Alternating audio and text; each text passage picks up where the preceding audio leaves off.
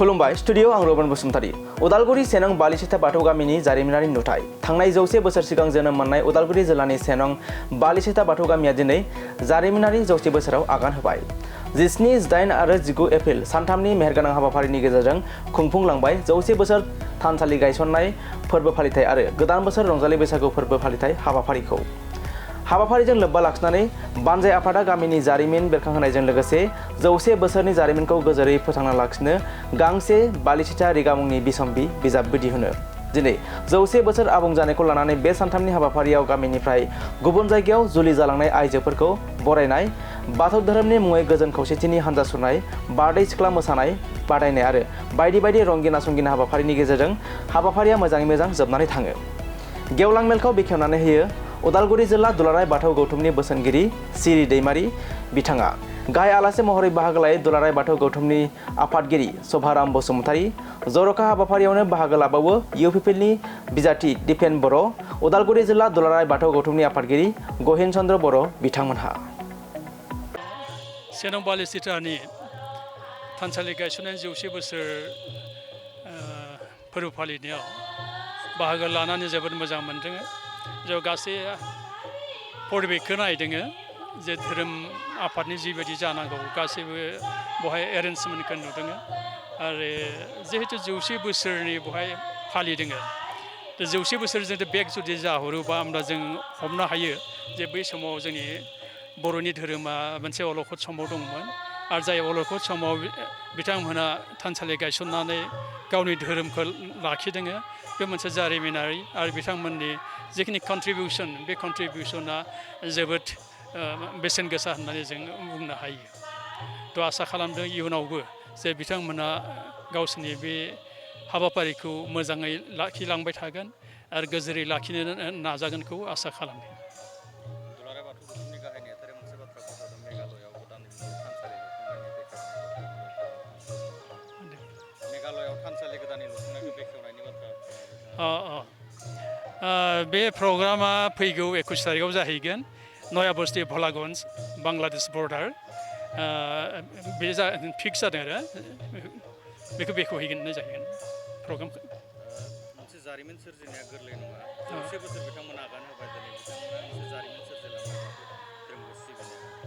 बियो मा मेसेज होनो नागिरदों बा बिनि गेजेरजों मा बेखायनो बे 100 बोसोर जिहेतु माबा थानसालि गायसननानै फोरबो फालिदों बे मोनसे जारिमिनखौनो होननांगोन बेनिफ्राय आरो बिथांमोननि जिखिनि उद्यममोन बै समनिफ्रायनो धोरोमखौ लानानै जाथिखौ लानानै जिखिनि उद्यम दंमोन बे उद्यमा गोजोर थाबाय थागोन आसा खालामदों इयुनावबो बिथांमोना मोजां हाबाखौनो मावफुंलांगोन होननानै माबा खालामनो हायो आसा खालामनो हायो दुलाराय बाथौ गौथुमनि बारग' नेहाथारि उदावला दैमारि बिथाङाबो बे गामिनि बिथाङाबो गोबां मोजां जोंनि थिग बारग'बो नङा जे खामानि मावबाय थानाय समावनो बिथाङा रुंसार जाबाय नालाय दा जोङो अलंबार बुदावलि दैमारिखौ आं बे समाव बिबानाव गैयामोन जिल्लानि बिबानावसो दङमोन आं बिथांखौ लोगो मोनदों जे बिथाङा जिखिनि अर्गानाइजेसननि खामानि मावनोनि जिखिनि मोनसे बिहा बोलो अर्गानाइजेसन खामानि मावनायनि जिखिनि बोलो बा जिखिनि बिथांनि मोनसे माबा गियान आरो नलेज बेखौ जों आबुं होननानै बुंनो हागोन आरो बिथांमोननि जिखिनि गावनि माबा केपासिटियाव बे खामानिखौ मावलांनो हादों आरो बेनि थाखायनो बे सेनं बालिसेथानि गामिनि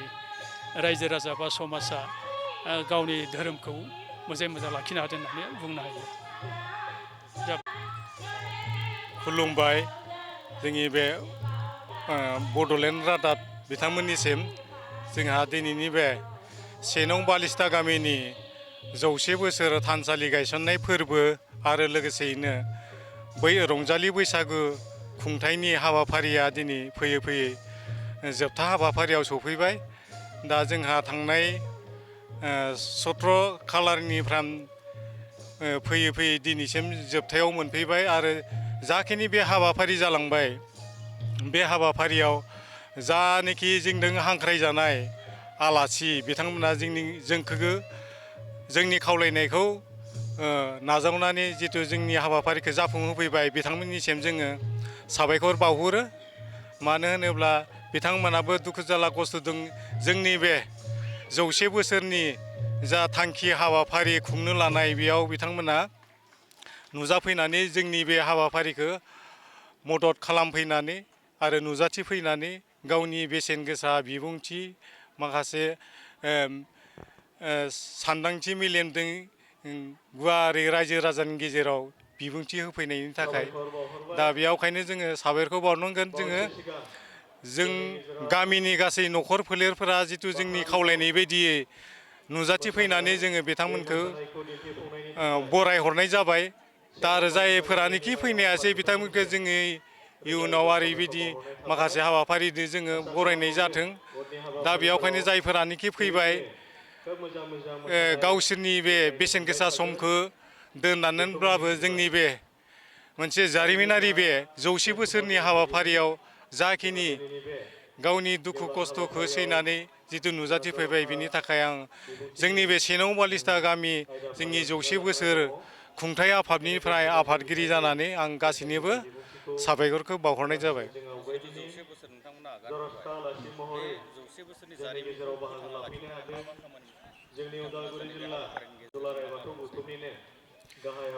जिथु जोंहा बे 100 बोसोरनि जिथु जोंनि बे हाबाफारि एबा बे बोसोरनि जिथु खुंथाय बेखौ जोङो आरो इयुनाव जोङो जोंनि उथिखांनाय जोंनि उन